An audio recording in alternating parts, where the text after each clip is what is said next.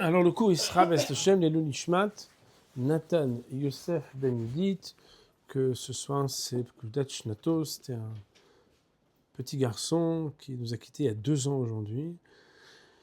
Que Kadosh Baruch Hu console comme c'est possible, et si c'est possible de consoler ses parents, ses grands-parents, ses frères et sœurs et sa famille, et qu'on ne sache jamais plus de deuil dans le Ham Israël. Amen.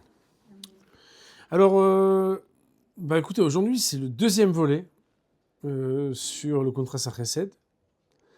Je crois que c'est un des plus beaux chapitres de la Mar Shabbat, de la pensée juive, même si c'est des chapitres que je connais assez bien. Je les retravaille le jour même avant de vous les enseigner, donc aujourd'hui j'ai repris ce chapitre avec beaucoup d'enthousiasme. Nous allons parler d'amour. Alors le Rav, il introduit cette partie en disant que il existe une étincelle en chacun d'entre nous. Il appelle ça, on avait cité la dernière fois dans notre cours, Nitzot Koach Anetina. Une étincelle de cette force qui va à donner à l'autre. Et cette étincelle-là, elle est présente, quelle que soit l'intensité qu'on veuille ou non bien lui prêter, parce que c'est quelque chose qui ne peut jamais être annulé. Autrement dit, dans la nature de l'être humain, il y a quelque chose qui est là pour donner. D'ailleurs, pour le Rav, ça peut se montrer ou se démontrer. C'est tout simplement que le psychosocial, la manière avec laquelle nous interagissons en présence et grâce aux personnes que l'on peut rencontrer, mais aussi que la plus grande punition, c'est d'isoler les hommes qui ont fait des choses qui ne sont pas correctes, en les empêchant d'interagir et d'avoir cette capacité de donner. C'est une manière de montrer combien, dans nos vies, il existe quelque chose qui est vital dans la possibilité, le devoir, le pouvoir que nous avons de donner autour de nous. Et le Rav, il le démontre, il explique. Par exemple, il dit que le fait de désirer avoir des enfants dans sa vie, chose qui reste quand même un instinct très naturel, c'est vrai que c'est parce que ça permet d'avoir une suite, au-delà de l'espace, au-delà du corps. Il y a quelque chose qui reste de nous, même lorsqu'après 120 ans on quitte ce monde. Mais il y a plus encore, c'est que avoir des personnes que l'on aime, c'est des personnes à qui on peut donner au quotidien. D'ailleurs, le Rav nous dit que y a des personnes qui ne peuvent pas avoir d'enfants. Alors qu'est-ce qu'ils font ? Ils sont capables d'adopter les enfants. Nous, on ne se rend pas bien compte quand on a des enfants, qu'est-ce que ça signifie adopter un enfant. Mais être capable d'adopter un enfant, c'est incroyable. Non seulement c'est une mitzvah, mais plus qu'une mitzvah, c'est d'être capable de se donner corps et âme pour un enfant qu'on n'a pas porté, pour un enfant qui ne vient pas directement de nous. Il nous dit, le Rav, que des personnes qui ne peuvent pas adopter ou qui ne peuvent pas enfanter, on sait bien, ils sont des fois des animaux domestiques. Et il faut voir l'amour qu'ils portent à leurs animaux domestiques.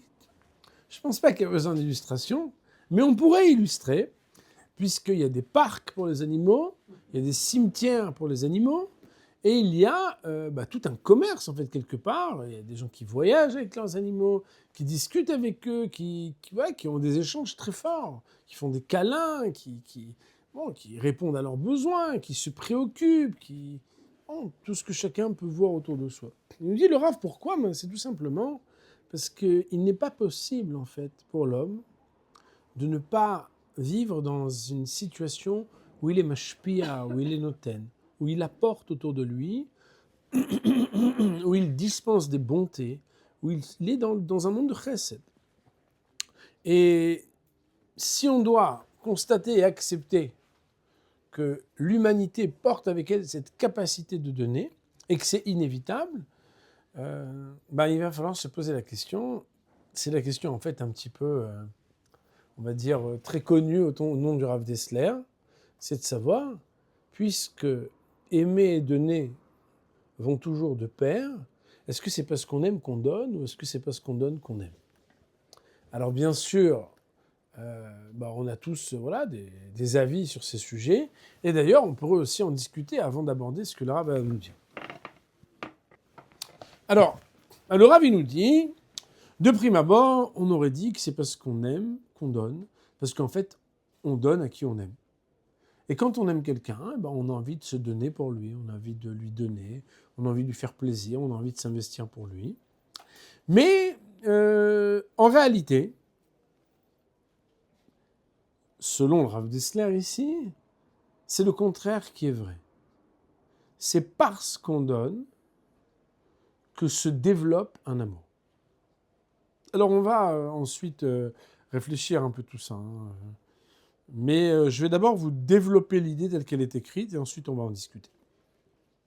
Le Rav nous dit que là où une personne s'investit par le fait de donner, en s'investissant, quelque chose va faire que là où je me suis investi, alors il y a quelque chose qui crée un attachement là où j'ai donné de mon énergie, de mon temps, de mon argent, de mon attention pour ce qui est à l'extérieur de moi.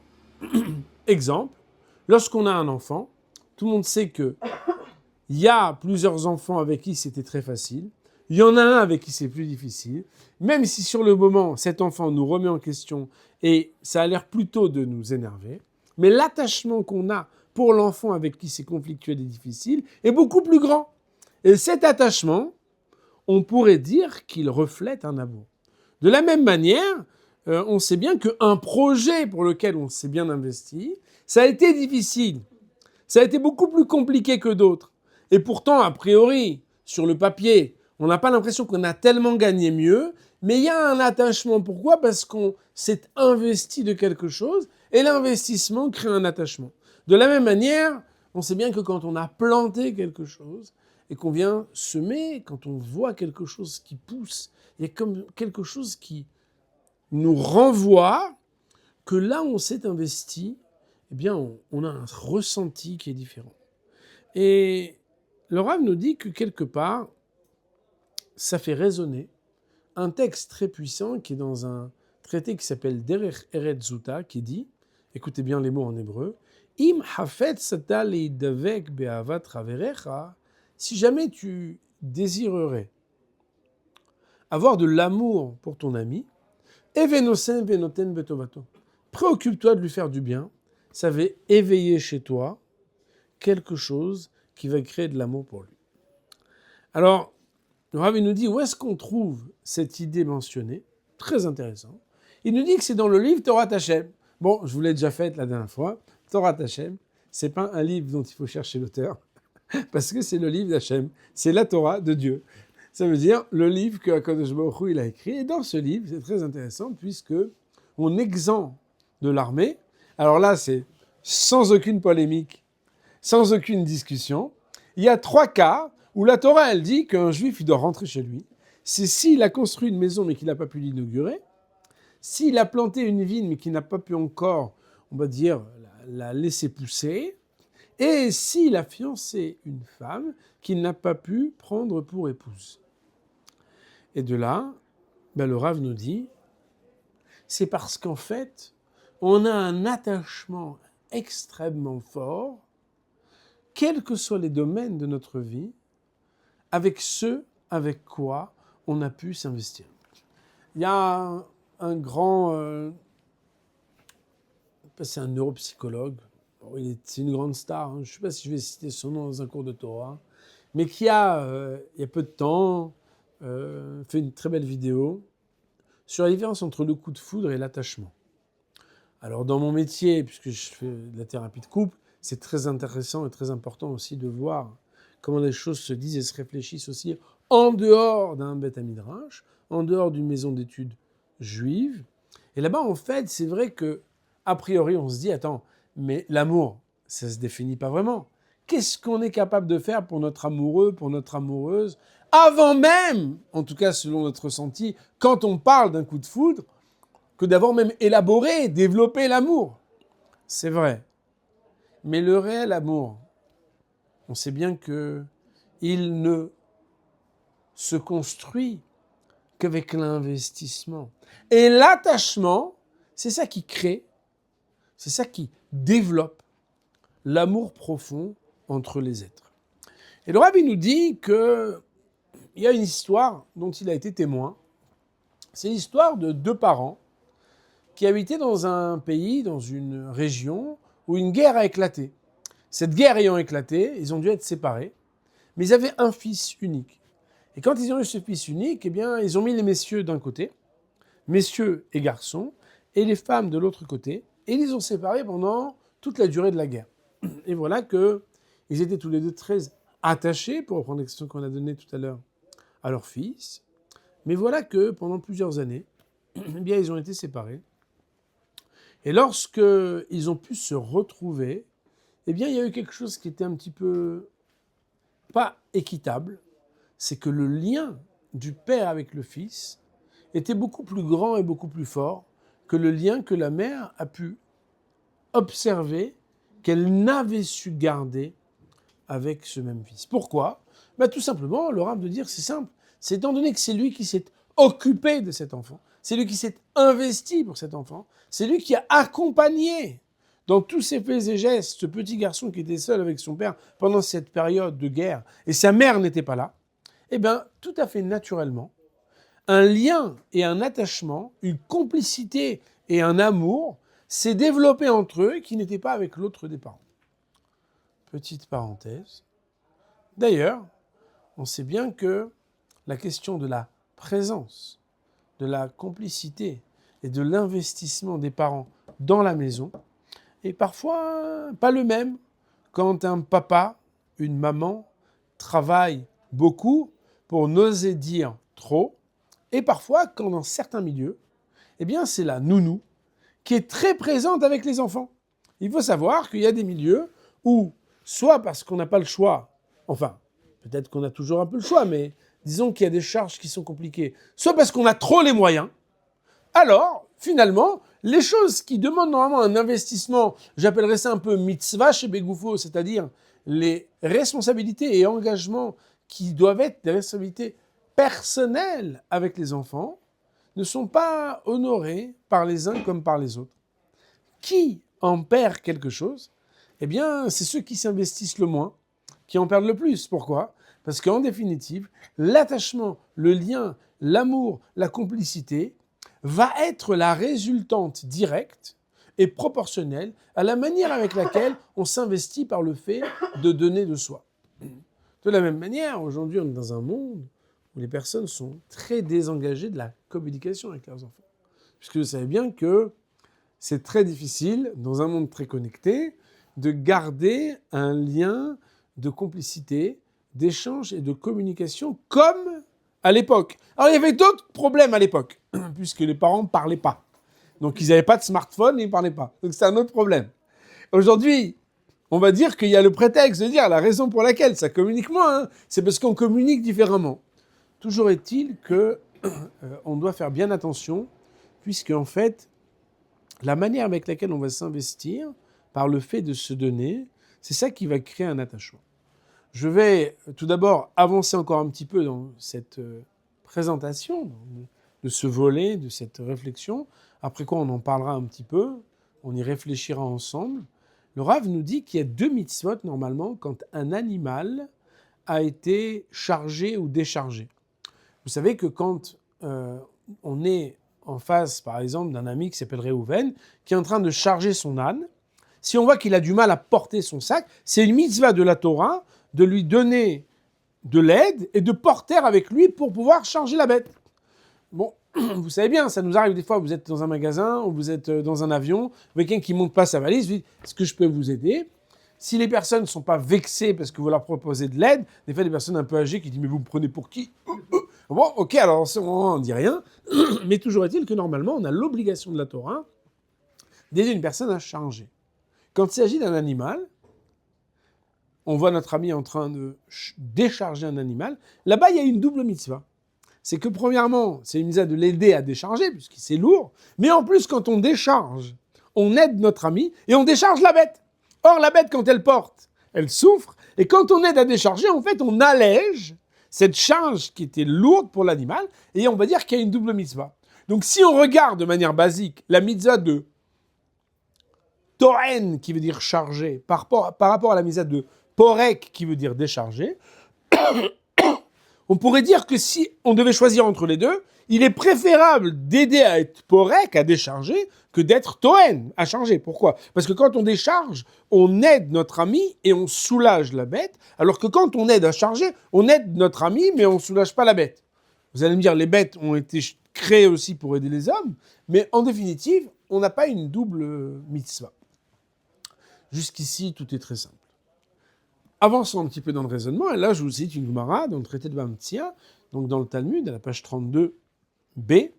Facile à se rappeler parce que c'est Lev ou Levav.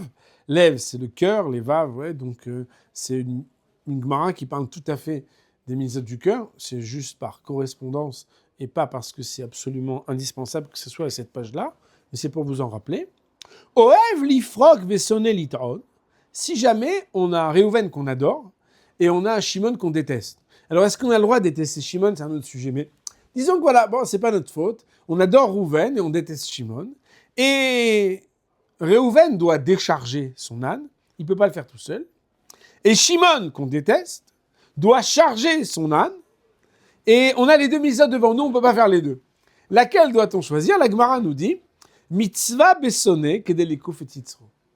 Il faut préférer absolument aider Shimon, que l'on déteste, à charger son animal. Pourquoi ? Parce qu'il faut contraindre et soumettre notre mauvais penchant.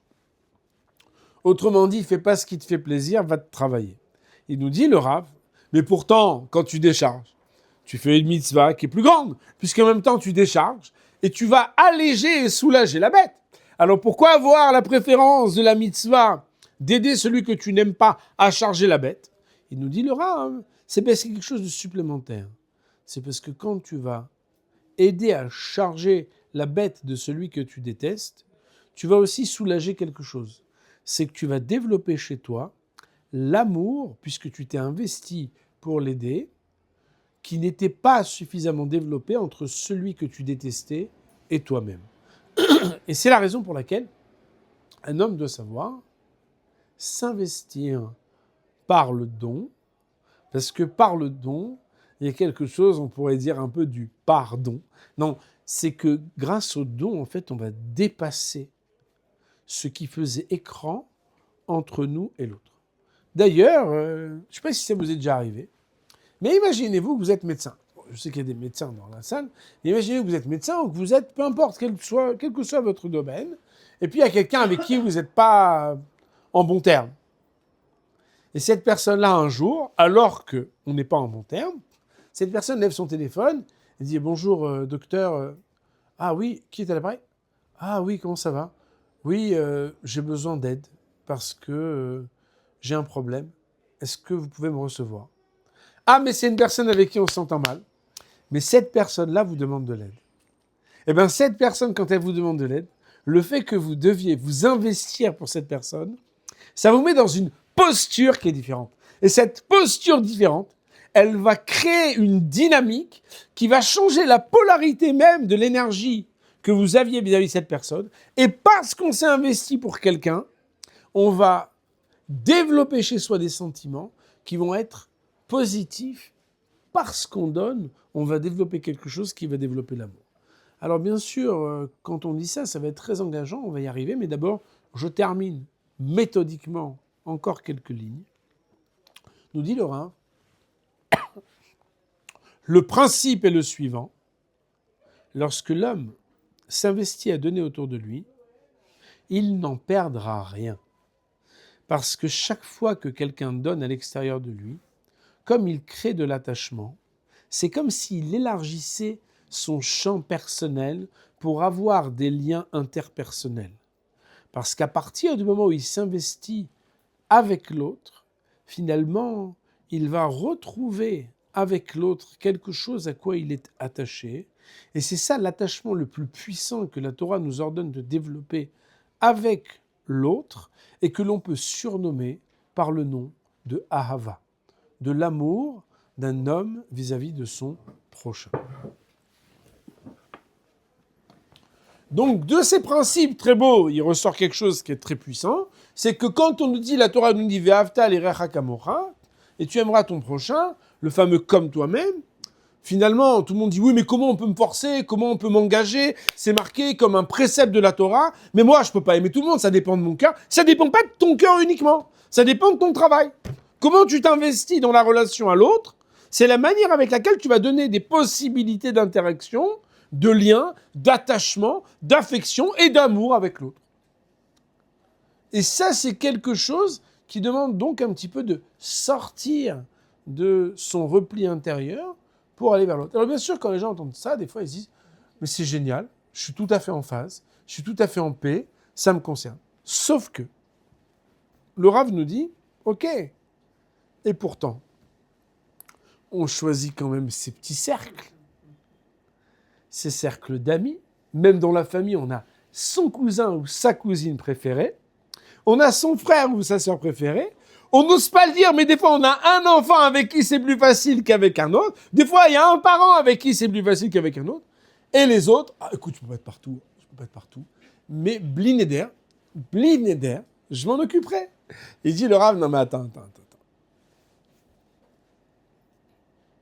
Sois honnête avec toi-même. Avec qui tu sais que tu devrais t'investir et tu slalomes. Sois honnête.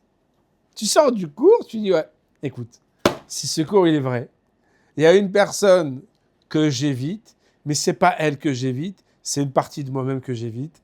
Je vais devoir un peu assumer de mettre en pratique la halakha ou les maasé, ce que j'ai appris, d'être capable de se dire, mais en fait, on est planqué dans notre petit groupe social.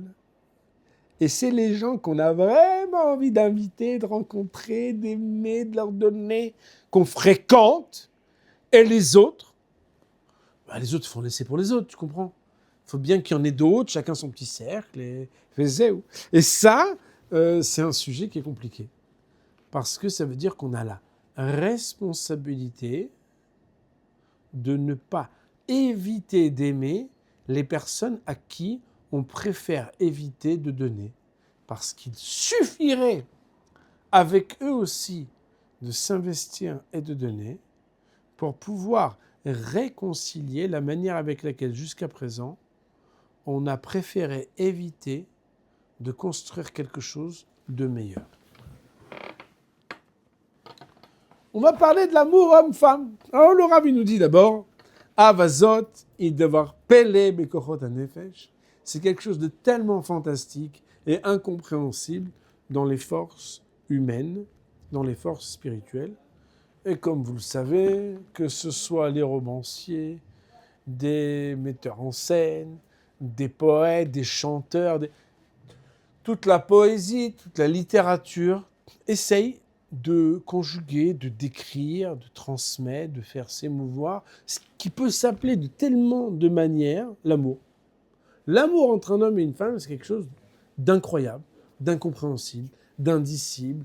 On ne peut pas vraiment le décrire, chacun le vit différemment, chacun le ressent différemment. Bon, c'est quelque chose qui est... Ah, il dit, Laurent, comment on pourrait définir, puisqu'on est en train de parler, de donner, etc., comment on pourrait définir, d'après vous, l'amour entre un homme et une femme, entre une femme et un homme, si on essaie de s'inspirer un peu de ce texte et de cette réflexion qui nous a été donnée.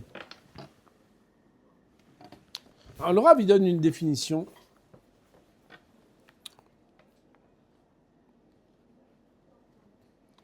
Il dit que l'amour entre un homme et une femme, il se définit par le mouvement de l'un vers l'autre. Si le mouvement il est d'être mashpia et noten, c'est-à-dire de s'investir pour donner à l'autre, alors on parle d'amour. Dès lors que le mouvement il est de réclamer son droit au lieu de s'investir, de donner à l'autre ce dont il a besoin ou ce qu'on peut lui apporter, alors on est dans le contraire de l'amour.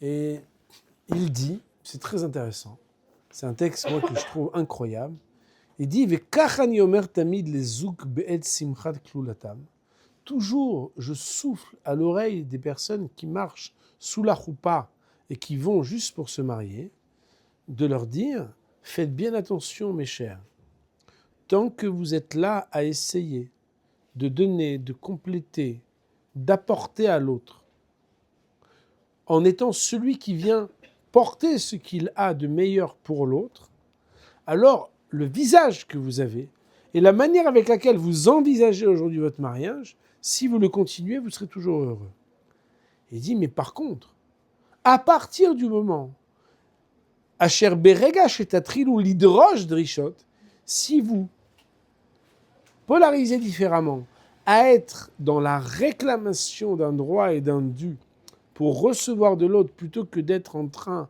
de vous investir pour donner, vous êtes en train de laisser votre bonheur pour aller dans le sens contraire.